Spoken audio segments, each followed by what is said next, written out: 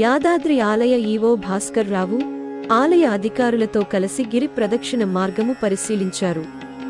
నారసింహుడి జన్మ నక్షత్రం స్వాతి రోజున గిరి ప్రదక్షిణ మొక్కు తీర్చుకునేందుకు వివిధ ప్రాంతాల్లోని భక్తులు ఎంతో ఆసక్తి చూపుతారు. భక్తులలో నమ్మకం, విశ్వాసం మరింత పెంచేందుకు విస్తృత ప్రచారం చేయనున్నట్లు ఆలయ ఈవో భాస్కర్ రావు వెల్లడించారు.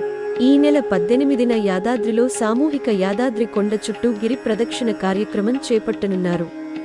యాదాద్రి పుణ్యక్షేత్రంలో నారసింహుడి జన్మనక్షత్రం స్వాతి సందర్భంగా ఈ నెల 18న ఉదయం 6 గంటలకు కొండ కింద వైకుంఠ ద్వారం వద్ద వందలాది మంది భక్తులతో సామూహిక గిరి ప్రదక్షిణ నిర్వహించనున్నట్లు ఆలయ ఈవో భాస్కర్ రావు తెలిపారు.